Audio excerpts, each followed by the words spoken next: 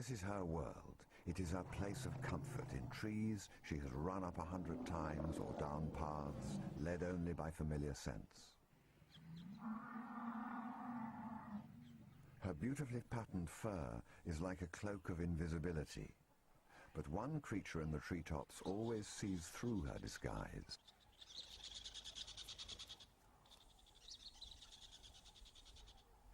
It is a constant irritation. When her eyes stray to squirrels, they know that trouble is coming their way. From her earliest days, Lacedaema's destiny would be intertwined with these screeching alarmists high up in the forest. Deep within her soul lurked a lethal killer, but at 2 weeks old, she couldn't quite get the execution right.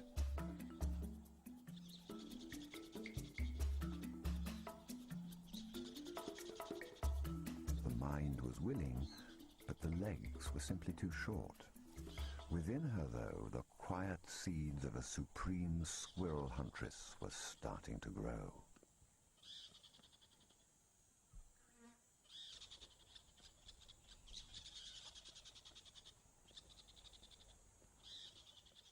They taunted her for months with a continual stream of insults from above, and she had had enough.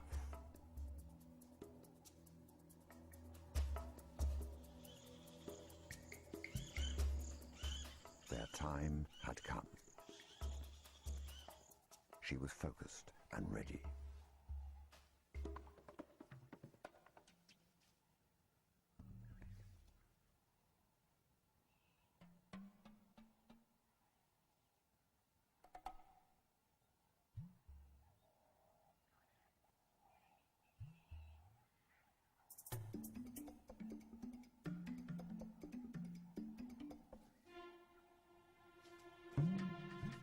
At 3 months old, she was agile enough, no longer afraid of heights, and ready to take her small fight to the battlefield.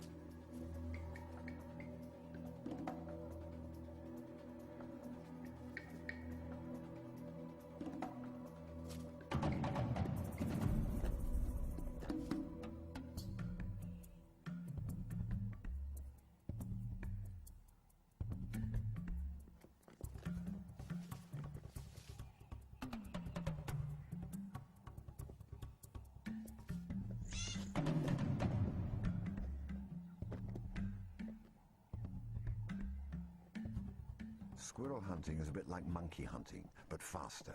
It's like unlocking a series of puzzles all joined together, a game of aerial hide-and-seek. Every nerve in her body danced with the anticipation of her first kill, alive at that moment of death, hungry for her initiation into the world of predators.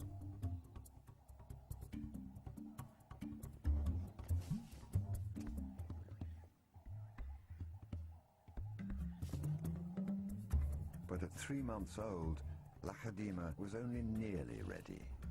She had the heart of a hunter, but not the balance yet.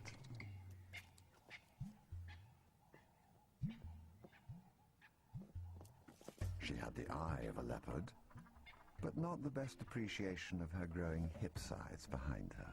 She'd have to wait a while longer for that first kill. The chase had inflamed her passion for the hunt and for squirrels. Things were about to change.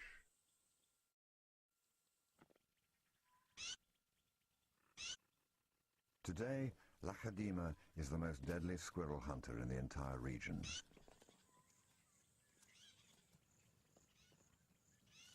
For her, this was never merely practice for larger prey.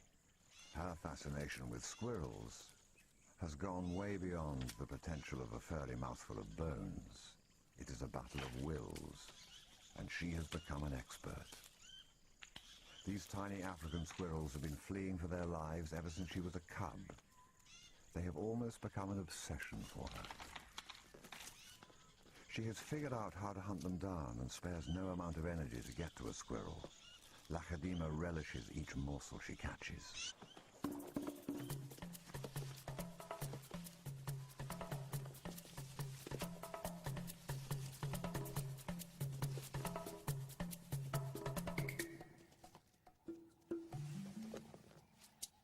In the past 3 years, she must have reduced the local squirrel population by at least 300.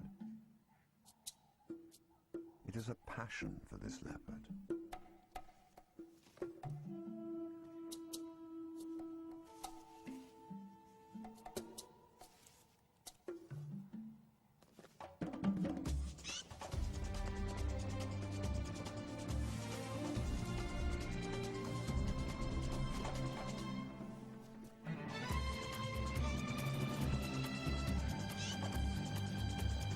It is an intoxicating reward, but with each kill, her activity unveils her.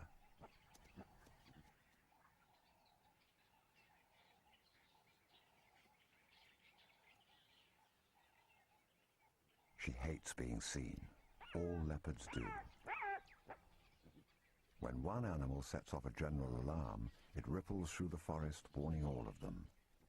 And yet, it is a rare moment to glimpse a ghost out in the open before it disappears into the ether.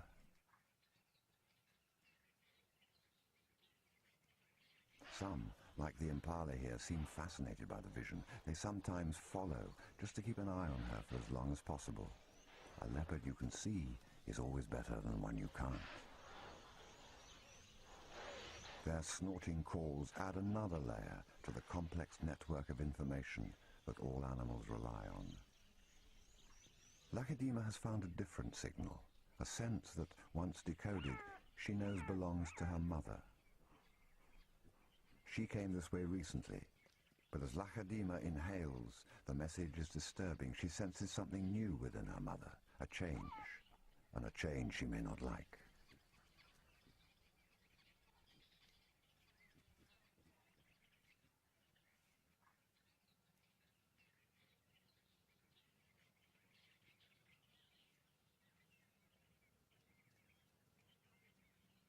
It is piglet season again.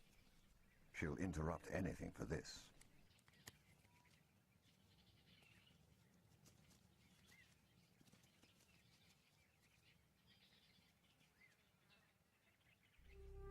Two years ago, she was introduced to the delights of the pig season for the first time while watching her mother.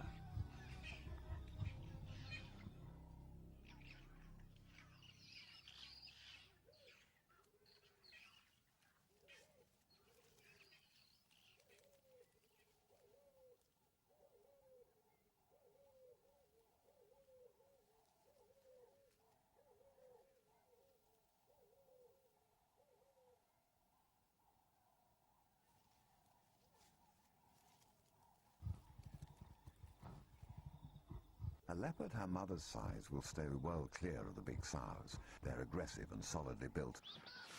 The deep holes in the sand are where the real little treasures are buried. It's not as easy as it looks. If the mothers return, the leopard is in a very vulnerable position.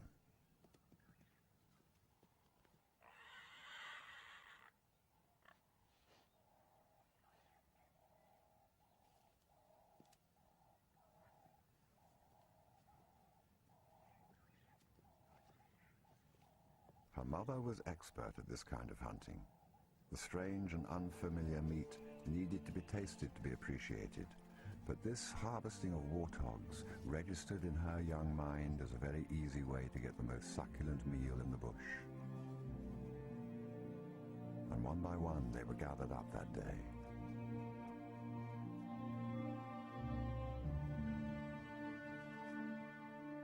Lachadima would have to wait nearly 3 years before she could try it for herself.